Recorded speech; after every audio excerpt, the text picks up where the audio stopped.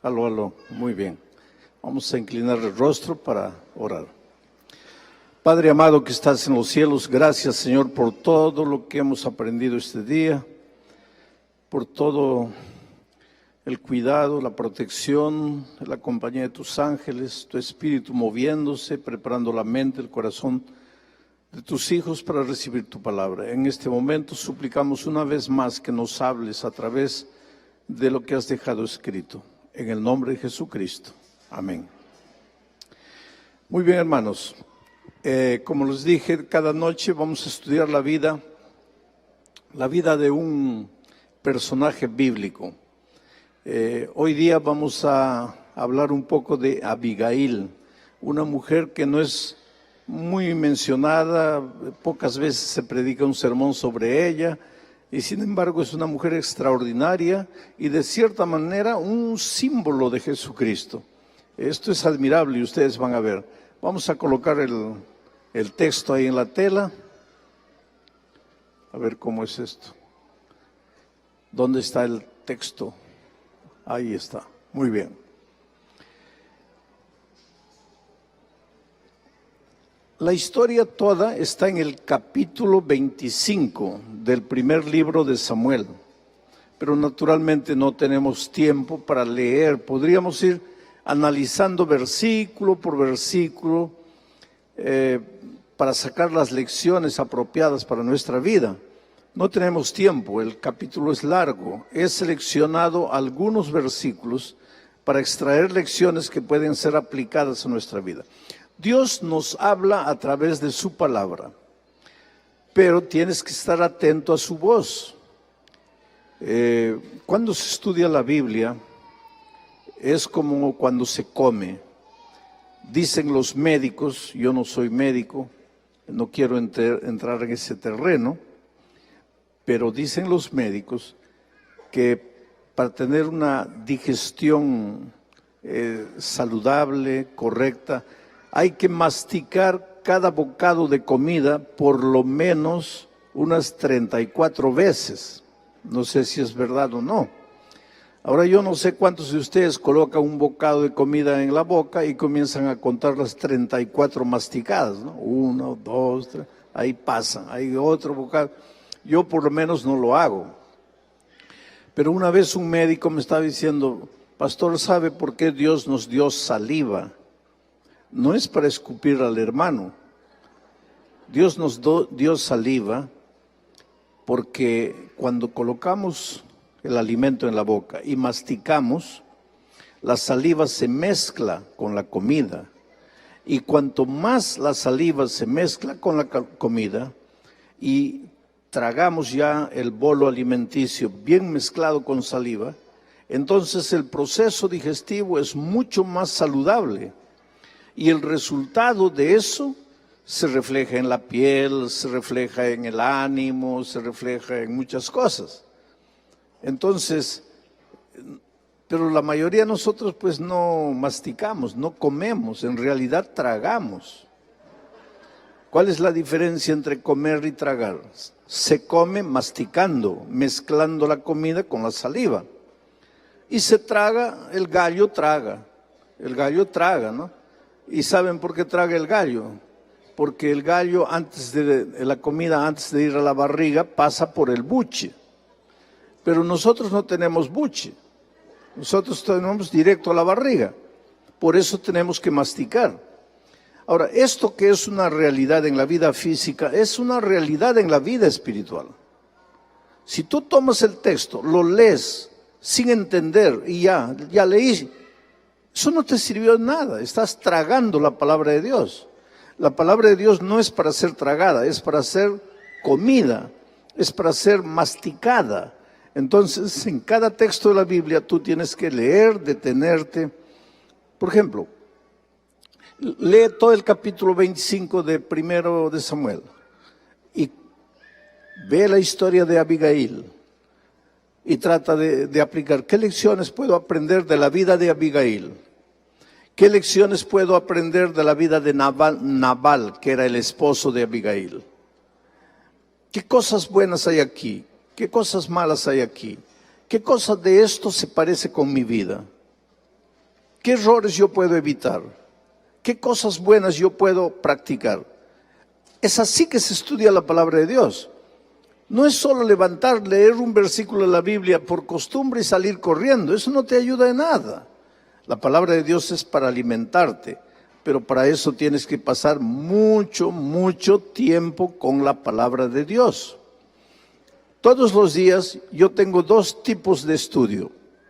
Mi estudio profesional de la Biblia es una cosa. Ahí yo preparo sermones, yo escribo materiales, artículos, en fin. Pero existe mi periodo de estudio personal de la Biblia. Allí yo abro la palabra de Dios, no para preparar sermón. Ahí abro la palabra de Dios para alimentarme a mí mismo como ser humano. Porque antes de ser pastor, yo soy un ser humano. Yo soy un miembro de iglesia. Yo soy un discípulo de Cristo, como ustedes. Y yo necesito orar para mí. Yo necesito estudiar la palabra de Dios para mí. Ahora, claro que en mi estudio personal de la palabra de Dios me vienen algunas ideas. Digo, de aquí puede salir un buen sermón. Entonces yo anoto eso y voy a trabajar profesionalmente ya en mi periodo de estudio profesional. Pero ese periodo de estudio personal es que nos hace crecer espiritualmente. Tenemos que alimentarnos de la palabra de Dios. Algunos jóvenes pastores, jóvenes estudiantes de teología me dicen, pastor, ¿cómo usted puede tomar un texto y de un texto le saca tantas ideas? Es que he pasado horas y horas con ese texto. Lo he leído en una versión, lo he leído en otra versión, lo he leído en otra versión.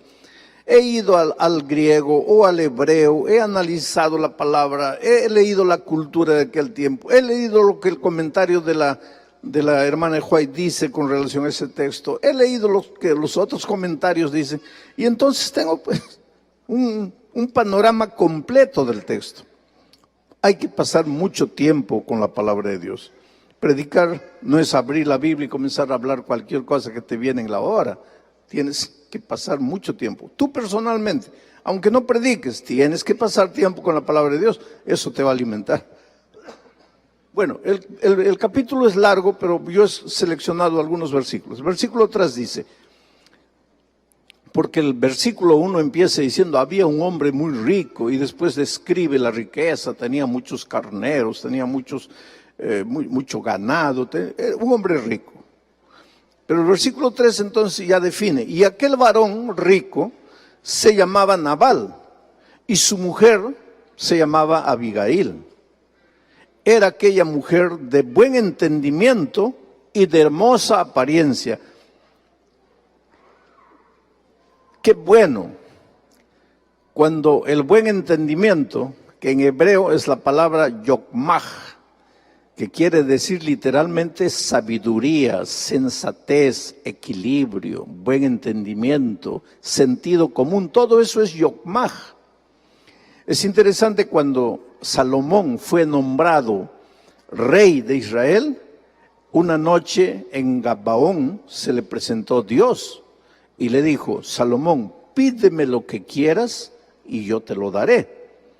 Y él dijo, Señor, lo único que quiero es yokmah, o sea, sabiduría, para poder guiar a tu pueblo, sabiduría.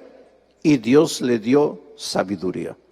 Unos días después, Salomón estaba tranquilo y vienen dos mujeres trayendo un niño. ¿Se acuerdan de eso? Y una dice, este es mi hijo. La otra dice, no, es mi hijo. La otra, no, es mi hijo. Y entonces, como todo buen líder, Salomón le dice, a ver, dame tus argumentos. ¿Por qué dices que es tu hijo? Y la mujer dice, por esto, por esto, por esto. Aparentemente tenía razón. Pero nunca tomes la decisión escuchando solo a una persona. Entonces Salomón dijo, ahora yo quiero tus argumentos. Y la otra dice, este es mi hijo por esto, por esto, por esto. Aparentemente tenía razón. ¿Alguna vez en la vida te has encontrado en una situación así? Le escuchas a uno, parece que tiene razón. Le escuchas al otro, parece que tiene razón. ¿Y ahí qué vas a hacer? ¿Qué vas a hacer? Pero Salomón le había pedido a Dios, ¿qué cosa? Yokmah, sabiduría. ¿Y qué dice Santiago? Si alguien tiene falta de sabiduría, pídala a Dios y Dios se la va a dar. ¿Y qué es la sabiduría? El sentido común, el equilibrio. Y entonces Salomón, que había pedido sabiduría a Dios y Dios le dio sabiduría. Porque hay cosas que tú a veces no sabes de dónde te viene y viene de Dios. Si vives una vida de comunión con Dios, viene de Dios. Salomón dice, traigan un machete, y las mujeres se asustan. Y Salomón llama al siervo y le dice, partan el niño por la mitad, porque ya que tú dices que es tuyo y me convences de que es tuyo, y tú también dices que es tuyo y me convences de que es tuyo, entonces pues mitad para cada uno. Traigan el machete.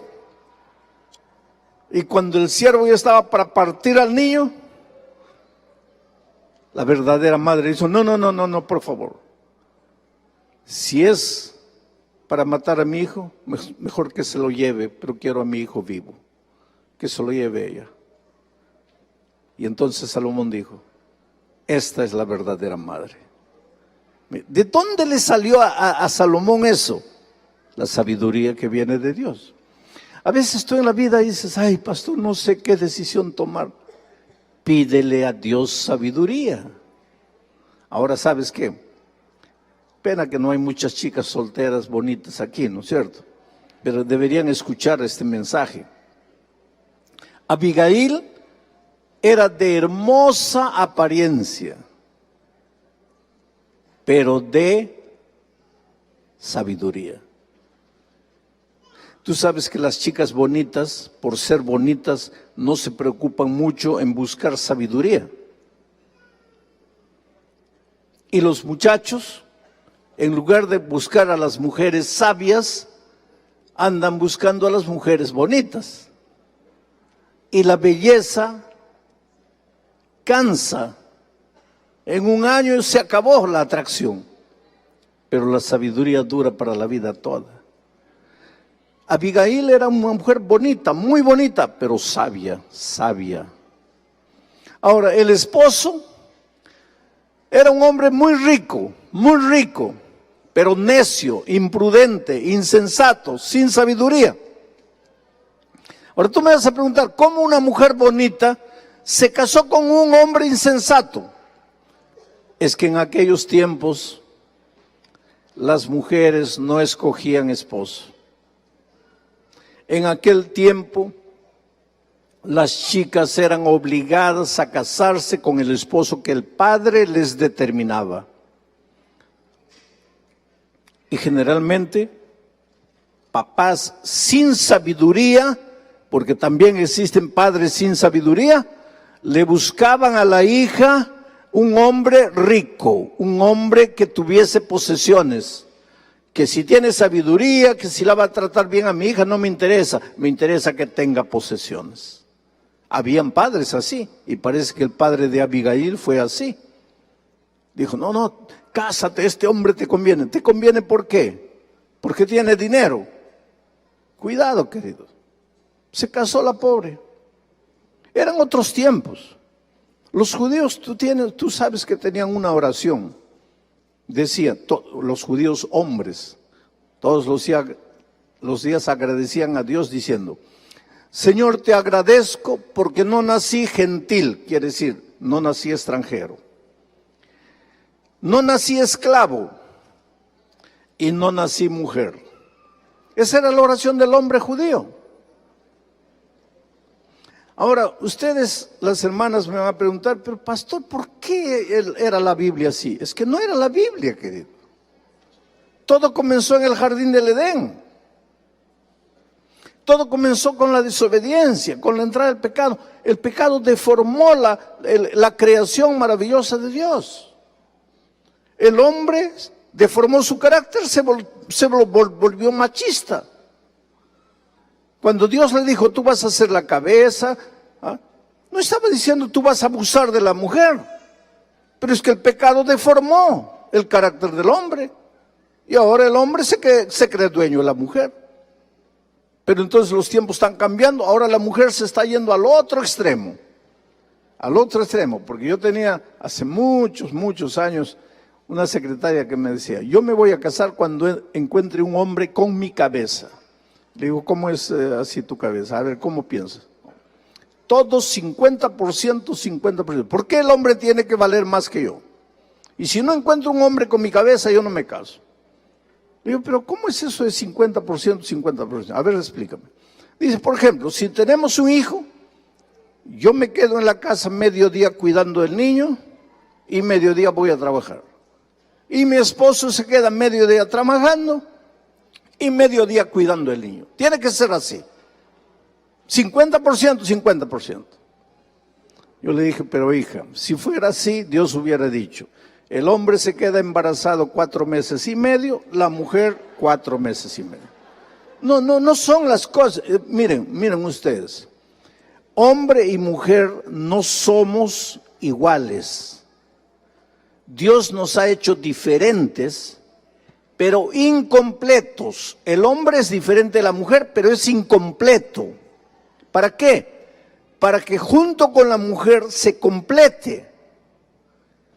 Yo no les voy a dar una clase esta noche de la teología del ser humano, pero teológicamente el hombre solo no es completo, la mujer sola no es completa. Cuando están juntos están completos, son un ser humano completo, separados son incompletos. Pero ¿quién vale más? Nadie vale más. Los dos son iguales. Pero el pecado entró y deformó todo. Y en los tiempos de Abigail, la pobrecita ya no podía escoger esposo, los papás le escogían. Y padres sin sabiduría le escogían un marido rico, pero necio, torpe, malo. Pero Abigail es la mujer que nunca se conformó con una situación de desorden. Querida, la vida te puede maltratar, las circunstancias pueden ser difíciles, pero nunca te contentes con aceptar lo que no está correcto. Y te voy a ir hablando de eso un poco más adelante. Bueno, aquel varón se llamaba Nabal, su mujer Abigail. Era aquella mujer de buen entendimiento, de yokmaj, de sabiduría y de hermosa apariencia. Pero el hombre era duro y de malas obras. Y era del linaje de Caleb. Interesante. Ayer predicamos de Caleb. ¿Fue un grande hombre o no? Pero tú no sabes lo que tu nieto va a ser. Ese es el asunto. En la genealogía de Cristo en Mateo capítulo 1, tú ves que a veces de un hombre bueno sale un hijo malo, de un hijo malo sale un hijo bueno. Nosotros nunca sabemos. Por eso ayer alguien me hizo, o esta mañana alguien me hizo una pregunta, ¿qué hacemos si los hijos crecen y ya quieren hacer lo que quieren? Querido, tú cumple con lo que Dios te ha dicho, instruye al niño en el camino en que debe andar. Cuando fuere viejo, él va a tomar sus decisiones. Pero tienes que tener en cuenta una cosa. Aunque parezcas que se ha olvidado de la palabra de Dios, no, la palabra de Dios está en ese corazón. Puedes parecer que ya murió, no murió, la palabra de Dios nunca muere, está ahí. Y en un momento de desesperación, tú vas a ver cómo Él va a volver los ojos a Dios. Por eso, cuando los hijos crecen, solo te resta hacer 2 cosas. Primero, orar. Y segundo, llorar. No te queda más otra. Y confía en Dios, que has plantado la semilla en el corazón de tus hijos cuando eran chicos. Y ahora deja que el Espíritu Santo. El otro día encontraron una momia en Egipto. Siempre viven encontrando de vez en cuando momias ahí enterradas. Encontraron una momia y junto a la momia una vasija con granos de trigo. ¿Cuántos años tendría esa momia? Miles. Pero lo interesante es que tomaron un granito de trigo, plantaron y el grano germinó. No digo que tu hijo es una momia, pero en su corazoncito el grano de trigo de la palabra de Dios está plantado. Y aunque pasen años y tal vez tú mueras sin ver a tu hijo de regreso, pero no te desesperes, porque en la mañana de la resurrección lo vas a ver ahí. Y seguro que te vas a sorprender y vas a decir, pero hijo, tú no querías saber nada. Sí, no quería, papá. Pero la palabra de Dios que tú plantaste en mi corazón, después de tu muerte, produjo frutos. Así es la vida. No te desesperes. Bueno, ahora, ¿qué sucede? Voy a contarles un poco la historia para saltar al siguiente versículo. Este hombre Nabal tenía muchas ovejas y en esos tiempos hacían una fiesta el día que trasquilaban a la oveja, porque la oveja tenía 3 propósitos para el pueblo de Israel. Primero, les daba lana. Segundo, les daba carne. Y tercero, les daba leche. Eso sin contar con el aspecto espiritual, porque la oveja era criada también para el sacrificio en el ceremonial de Israel. Pero yo estoy dejando al lado el aspecto espiritual. Básicamente les daba lana, les daba carne y les daba leche. Una vez por año trasquilaban a las ovejas, les sacaban la lana. Y ese día hacían fiesta, mataban corderos, preparaban pan, era una fiesta, había comida hasta sobrar. David estaba huyendo en esos tiempos del rey Saúl y pasaba por ahí cerca como a unos 15 kilómetros tal vez de donde estaba Nabal haciendo la fiesta de la trasquilada de las ovejas. Y David estaba con hambre, sus soldados estaban con hambre, él estaba escapándose del rey Saúl que quería matarlo. Entonces David se enteró que Nabal estaba haciendo fiesta. Tiempos atrás, pastores de Nabal, por una circunstancia, pasaron por un momento difícil y David les ayudó. Les dio comida, les dio pan, les dio agua, los protegió. Años después, 2 años después, David estaba escapando del rey Saúl, estaban con hambre, no tenían que comer y se enteraron que Nabal a 15 kilómetros estaba haciendo fiesta y había mucho pan. Entonces David escogió 10 jóvenes y les dijo, por favor vayan a Nabal y díganle, somos gente de David, el hombre que le dio ayuda a tus pastores, que los protegió, que los defendió. Pídanles algo de comer. Y entonces pues los muchachos fueron, 10 jóvenes, fueron a Nabal y le dijeron como el rey le había dicho, mira, en el pasado David ayudó a tus pastores, los protegió, los defendió, ahora nosotros estamos escapando del rey y por favor ayúdanos, danos un poco de pan. Y este tonto pues era, como dice, era hombre duro, de malas obras,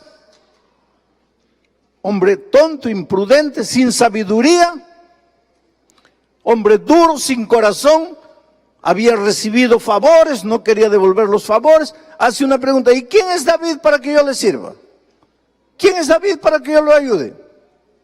Los pobres muchachos volvieron y le dijeron a David, oye, no quiere ayudarnos. La ira de David se encendió, porque David era el ungido de Dios, iba a ser el rey de Israel. Todavía el incidente de Betsabé no había sucedido, eso sería un accidente más adelante. Mañana vamos a hablar de eso. Pero David era un hombre de Dios, había sido escogido para ser el rey de Israel, y se encendió su ira. Ahí viene la pregunta. Hombre de Dios se le enciende la ira. Pues es que el hombre de Dios todavía está peregrinando por este mundo. Y por eso a veces se nos enciende la ira. Y entonces cuando se le encendió la ira, dio una orden. Agarre cada uno la espada, vamos a ir y vamos a matar a esos ingratos. El hombre de Dios no procede de esa manera. Y ahora quiero que entiendas. Hasta un anciano de iglesia, hombre de Dios, a veces pierde los papeles. Pero el hecho de que sea ser humano y pierda los papeles no quiere decir que tiene que seguir perdiendo los papeles. Encuentra tus papeles, querido. No puede ser justificación que ¿Perdiste los papeles? Sí, pero en cada junta estás perdiendo los papeles. Espera un poco. El hombre de Dios tiene que ir creciendo. Ese es nuestro tema del seminario de la mañana. Tienes que ir creciendo cada día más semejante a Jesús. Cada día dejas de ser hijo del trueno para convertirte en el discípulo del amor. Tienes que ir creciendo. David fue creciendo, pero todavía no había ocupado el reino. Saúl todavía estaba vivo. Era un ungido de Dios, pero joven.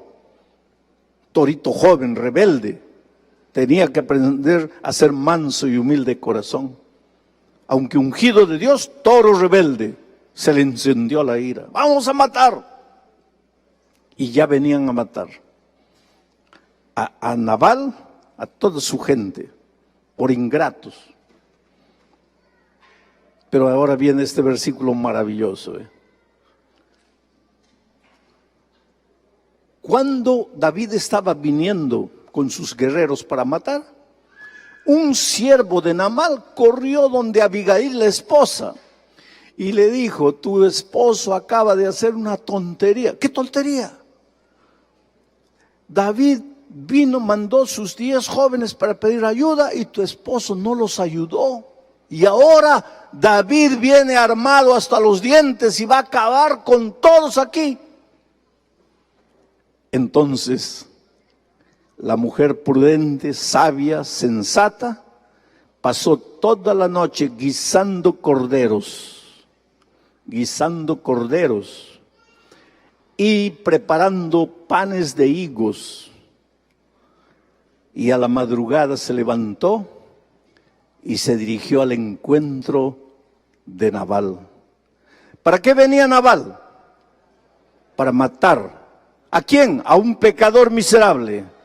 ¿Merecía morir ese pecador miserable? Sí.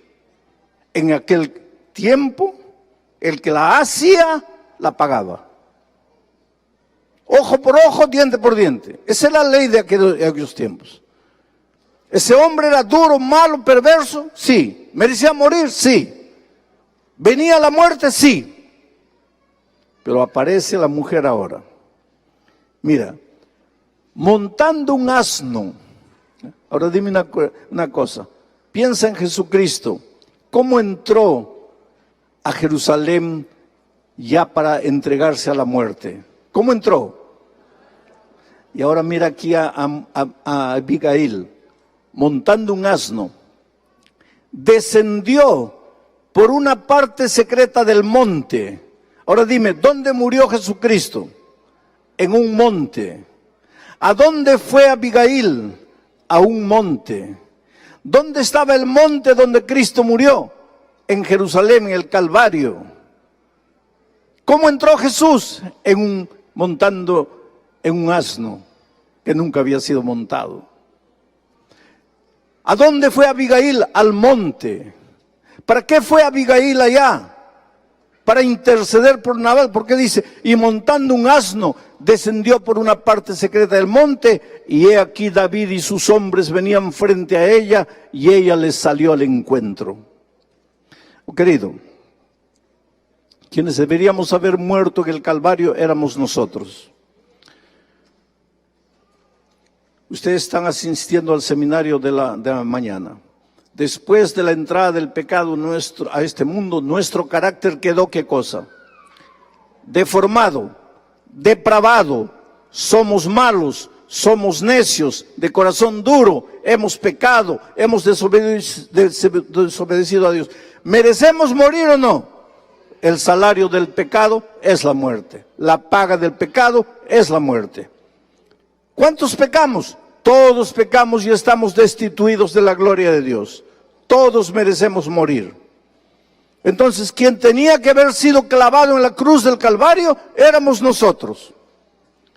Ahí venía el diablo al Calvario para matarnos a nosotros. Pero ahí va Jesús para sustituirnos, para ocupar nuestro lugar, para morir por nosotros. Ahora mira lo que hace Abigail. Ella llega allá al monte, montada en un asno, se encuentra con David. Y cuando Abigail vio a David, se bajó prontamente del asno y postrándose sobre su rostro delante de David, se inclinó a tierra. Y se echó a sus pies y dijo: Señor mío, sobre mí sea el pecado, mas te ruego que permitas que tu sierva hable a tus oídos y escucha las palabras de tu sierva.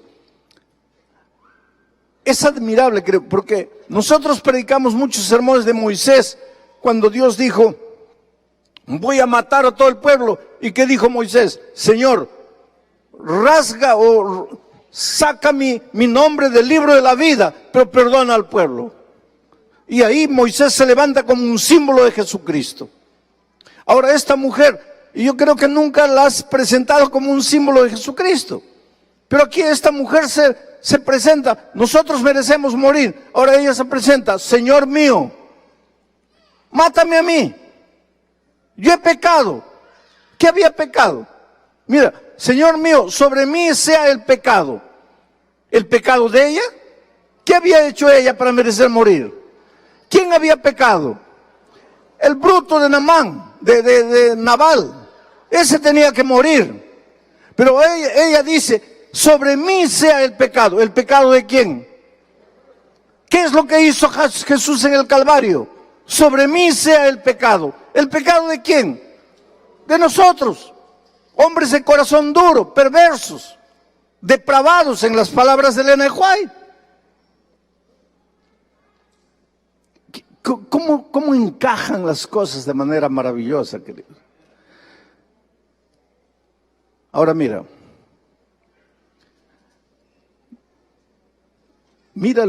esta posición de Abigail. No haga caso ahora, mi señor, de ese hombre perverso. ¿De quién está hablando? De Nabal. No haga caso ahora, mi señor, de ese hombre perverso, de Nabal, porque conforme a su nombre, así es. Él se llama Nabal, y la insensatez está con él. Mas yo, tu sierva, no vi a los jóvenes que tú enviaste, porque si yo los hubiera visto, yo les hubiera dado comida. Pero el bruto de Nabal, el insensato, el perverso de Nabal no vio. Ahora, queridos, ¿quién era Abigail con relación a Nabal? ¿Quién era? ¿Qué era de Nabal? ¿Y la esposa no debe proteger al esposo? Y aquí Abigail, ¿estaba ayudando al esposo o no estaba ayudando? ¿Hablando mal del esposo?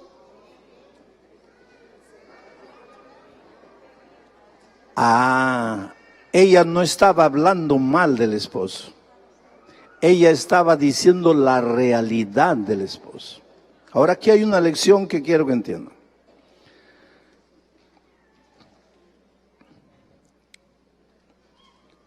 Pues la vida me ha hecho enfrentar circunstancias difíciles, y a veces hay situaciones que yo no quisiera vivir dos veces.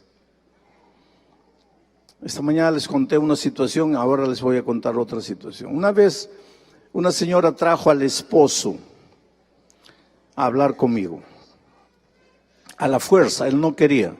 Ahora tú te vas a preguntar: pero si el hombre no quiere, ¿cómo es que ella lo llevó a la fuerza? Arrastrándolo. No lo arrastró, pero lo llevó obligado. ¿Pero cómo lo obligó? Te voy a contar. Este hombre era anciano de iglesia, un hombre bueno, un hombre que quería servir a Dios, un hombre conservador, un hombre admirado, un hombre respetado por la iglesia, pero infelizmente perdía los papeles constantemente. ¿Y qué es lo que había sucedido? Un sábado de mañana predicó un sermón bonito, llevó muchos espíritus de libros del espíritu de profecía, porque en ese tiempo no había slide, no había esas cosas. Llevó 4 o 5 libros, leyó que el cristiano debe ser así, que el mundo está entrando a la iglesia, porque esto, porque aquello, porque lo otro. Y después fueron a almorzar y la esposa sirvió el almuerzo. Y pues el arroz no estaba muy bien cocinado. Entonces cuando él metió el arroz a la boca y vio que estaba medio crudo, habló una palabra horrible, fea, que un cristiano nunca debería hablar. Y la esposa lo mira y le dice: pero hijo, acabas de predicar un sermón tan bonito y solo porque el arroz no me salió bien hablas esa cosa fea. ¿Para qué? Perdió los papeles. Agarró la vasija de arroz, ¡pah!, al suelo. Y no contento con eso, fue a agredir físicamente a la esposa. Pero los hijos crecen, querido. Ese hijito de 3, 4, 5 años que tienes, crece. Y el hijito de él, el mayor, ya había crecido, estaba con 12 años. Y cuando vio que el papá iba a agredir a la esposa, el niño de 12 años se colocó delante de la mamá y enfrentó al papá. Y le dijo, a mi madre no la vas a tocar. Y él nunca imaginó que el hijo un día lo iba a enfrentar. Pero ahora el hijo lo estaba enfrentando. No vas a tocar a mi mamá. Y él lo miró así asustado. Nunca imaginó que el hijo iba a reaccionar de esa manera. Sacó la correa, sacó el cinto. Y le dijo, hijo perverso, te voy a enseñar a guardar el 5.º mandamiento. ¿Qué dice el 5.º mandamiento? Honra a tu padre y a tu madre. ¿Por qué te atreves a enfrentarme? Te voy a enseñar a guardar el 5.º mandamiento. Y mientras él ahora quería enseñarle al hijo a guardar los mandamientos, porque él le enseñaba a guardar mandamientos a todo el mundo. Mientras estaba queriendo enseñar, la esposa fue, agarró su cartera, su bolsa y comenzó a salir. Y entonces él dejó al niño y corrió a la puerta y se plantó en la puerta. ¿A dónde vas? Y ella le dijo, voy a la policía. Te voy a denunciar. Tú no puedes tocarme físicamente, como lo has estado haciendo. Voy a la policía. No, no puedes hacer eso. ¿Por qué no puedo hacer? Porque la hermana de White dice que no debemos llevar nuestros problemas al mundo. Ah, qué bonito, la hermana de White dice eso. Y la hermana de White dice que me puedes pegar. La hermana de White dice que puedes hablar lo que has hablado solo porque el arroz no salió bien. No, no, no, no, no. Se acabó. Hoy día yo voy a la policía. Y en ese tiempo en el Brasil acababa de salir una ley llamada María da Penha. La ley María da Penha. ¿Hay algún brasileño aquí? ¿No hay brasileño? La ley María da Penha es una ley asustadora. María da Penha fue una mujer que murió agredida de tanto golpe, la pobre murió. Entonces se tramitó una ley y esa ley dice, hombre que pega a la esposa y es denunciado, 48 años, 48 horas, antes de que dé cualquier explicación, 48 horas al calabozo, sin hablar con nadie. No, que la ley, nada a ley. Después tú vas a explicar, 48 horas ahí. Y el hombre acababa de salir la ley María da Penha. Y ahora la esposa se le estaba yendo a la policía. Y el hombre pues comenzó pero hija, no puedes hacer eso. Mira el escándalo sobre la iglesia. Pues así son las cosas, querido. Nos preocupa el escándalo, pero no vivimos el evangelio. Y entonces cuando lo vio así desesperado la esposa, porque nuestras esposas son más inteligentes, mucho más inteligentes de lo que a veces nosotros pensamos. La esposa ya se dio cuenta, este pobrecito ya está en mis manos. Y entonces cuando vio así, le dijo, bueno, solo hay 2 caminos de que yo no vaya a la policía. Número 1, me matas, pero yo sé que no me vas a matar. Número 2, el lunes a primera hora vas conmigo a hablar con el pastor Bullón. Ahí empezó las cosas. Dijo, bueno, por lo menos el pastor Bullón no me va a meter a la cárcel 48 horas. Entonces prefiero el pastor Bullón. Fue así que lo trajo el lunes a primera hora por la fuerza. Ahora, la iglesia adventista enseña entre las cosas que enseña que ningún hombre debe agredir a su esposa. Y la esposa que es agredida no debe creer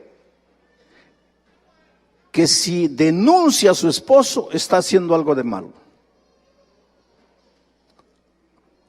Y esta es la mujer. Dijo: Señor, yo quiero a mi esposo, yo lo amo, yo no quiero que muera. Pero tienes que saber que ese hombre es un hombre malo, es un hombre perverso. Y no estaba haciendo nada contra su esposo, al contrario, lo estaba protegiendo. El Evangelio, querido, llega para libertarte, no solo del pecado.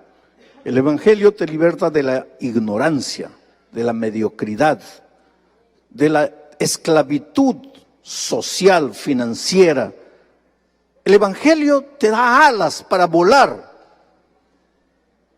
pero el Evangelio llega a tu vida para transformar tu corazón, para que dejes de ser perverso y te vuelvas un hombre noble, para que reflejes el carácter de Jesucristo. El Evangelio llega para prepararte para el reino de los cielos. Sabes que yo hablé con este hombre mucho tiempo. Él lloró, lloró, lloró. Nunca más lo vi. Un año yo estaba en Buenos Aires en un campamento para todos los jóvenes de América del Sur. 15,000 jóvenes en el Parque Sarmiento en Buenos Aires. Y de repente me encuentro con él. Él se acerca, me dice: pastor, ¿se acuerda de mí? Le digo: medio que me acuerdo. Sí, yo estuve aquí en su oficina hablando con usted, ¿se acuerda? Ah, sí, me acordé. Le digo: ¿qué haces aquí? Tú no eres joven, porque este es congreso de jóvenes.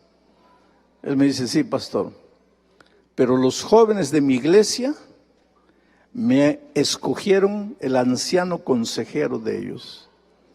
Y yo estoy aquí porque ellos me han traído. Los jóvenes tenían miedo de ese hombre, pero ahora los jóvenes lo escogieron como su consejero, porque ese hombre había sido transformado por el poder de Dios. Pena que Nabal no fue transformado, porque Nabal murió pocos días después de este incidente. Él se quedó tan triste, dice el texto bíblico, que se enfermó. Cuando se dio cuenta que podría haber muerto a manos de David por la insensatez de su corazón, se enfermó y en pocos días murió. Cuando el rey David se entera que Abigail se quedó viuda, mandó mensajeros a Abigail y le dice: yo quiero que seas mi esposa. Y ahora mírenlo cómo responde Abigail. Y ella se levantó e inclinó su rostro a tierra diciendo: he aquí tu sierva, que será una sierva para lavar los pies de los siervos de mi Señor. Mira, tu sierva, no para lavar tus pies, tu sierva para lavar los pies ¿de quién? De los siervos de mi Señor. Esta era una mujer transformada por Dios, ¿sabes? Tú sabes lo que quiere decir diácono. El diáconos es el servidor, el que sirve. Todos nosotros somos diáconos, en el sentido de que somos seguidores de Cristo para servir. El cristiano sirve, el cristiano siempre está dispuesto a servir. El verdadero líder sirve. Hay un concepto equivocado de liderazgo. Líder no es el que manda, no es el que da órdenes. Líder no es jefe, líder no es patrón, líder no es sargento, líder no es capataz. Líder es el que sirve. Y sirve tanto que las personas quieren seguirlo. Y entonces el líder lleva a las personas a donde él quiere, porque las personas lo siguen. Si tú eres oído y obedecido, mira, si tú eres oído, amado y seguido, tú eres un líder. Pero si tú solo eres oído y obedecido, tú eres un dictador, tú eres un sargento, tú eres un capataz, pero no eres líder. Todo esposo tiene el deber de ser líder en su casa. Ser seguido por amor. ¿Por quién? Por la esposa y por los hijos. Porque Dios ha establecido al esposo como cabeza de la casa. No es que es superior a la esposa y a los hijos, pero alguien tiene que dirigir todo grupo humano. En la iglesia el pastor, en la ausencia del pastor el anciano primero, en el país el presidente, en la familia el padre, todo cuerpo organizacional tiene alguien que tiene que dirigir. Dios ha establecido bíblicamente que es el esposo. El esposo es un líder, pero para ser líder tienes que conquistar el corazón de la esposa y de los hijos, que ellos voluntariamente quieran seguirte. Tú tienes que volverte el héroe de tu casa, el héroe. La esposa y los hijos tienen que admirarte, tienen que creer que tú eres lo más fabuloso que existe en el mundo. Cuando has llegado a conquistar a tu familia de esa manera, eres el líder que Dios quiere que seas en tu casa. Cuando en la iglesia eres el anciano que todos aman, que todos admiran, que todos quisieran ser igual a él, ahí eres el líder de la iglesia. Entonces tú no te limites a ser un anciano que da órdenes, que manda, no. Sé un anciano que inspira, un anciano que las personas quieren seguirlo, quieren ir a donde él va. ¿Y por qué todo eso? Porque tenemos un líder así, que es Cristo, que siendo el Hijo de Dios, habiendo bajado a esta tierra, agarró la toalla y el lavatorio de agua para lavarle los pies a los hombres pecadores. Por eso es que yo digo que esta mujer es un símbolo de Cristo. Porque cuando dice, yo voy a lavar no solo tus pies, voy a lavar los pies de tus siervos. Esa es la mujer. Ese es el espíritu de Cristo. Ese es el espíritu que debe tener todo cristiano. Servir y no ser servido. Ahora, esto, querido, es fácil de predicar, pero no es fácil de vivir. Alguien un día me dijo que el lugar donde todos se vuelven santos es aquí. Este metro cuadrado aquí. Cuando entras aquí, te vuelves santo. Cuando sales de aquí, ahí es el verdadero ser humano. Por eso yo siempre digo que predicarles para ustedes, que no me conocen mucho, porque conocen mi cara, saben que no tengo cabello, esas cosas ustedes saben. Pero ustedes no me conocen por dentro. Entonces predicarles a ustedes es fácil para mí, porque ustedes no me conocen. Pero el sábado pasado yo prediqué en Brasilia, bauticé a un nieto mío, y ahí estaba mi hijo, ahí estaba mi esposa, ahí estaba mi nuera, ahí estaban mis nietos. Y entonces, cuando yo me levanté para predicar, le dije a Dios en mi corazón, Señor, ahora sí, ahora quiero ver si tú puedes hablar a través de mí. Porque si yo veo a mi esposa, a mis hijos, a mi nuera, a mis nietos así, entonces yo tengo que agradecer a Dios porque ellos están no viendo al esposo nervioso, al suegro duro, al hijo intransigente, al padre intransigente, están viendo al hombre de Dios. Y ese es un desafío que todos tenemos en la vida, queridos. Dejarnos ser transformados por Dios.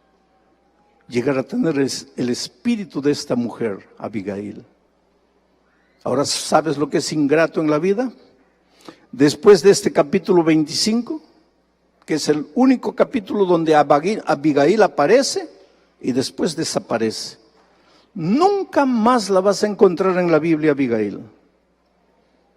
Se casó con David. Nunca más se menciona su nombre para nada. ¿Qué fue de la vida de ella? No importa. No importa.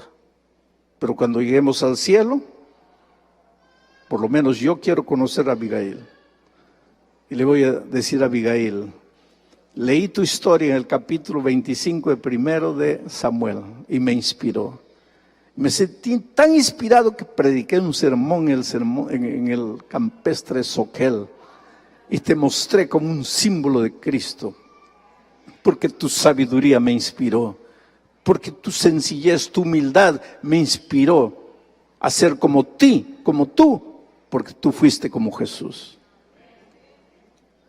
¿Cuántos quisieran decirle esta noche, Señor, hazme humilde, hazme sabio, hazme simple? Gracias, Padre querido, por tu palabra. Gracias por esta noche. Gracias por tu cuidado a lo largo del día, todo lo que hemos aprendido. Oh Señor, que todo sea semilla plantada en el corazón y que tu Espíritu haga germinar esa semilla. Danos ahora una noche de descanso en tus brazos de amor, seguros de que mañana será otro día de bendición. En el nombre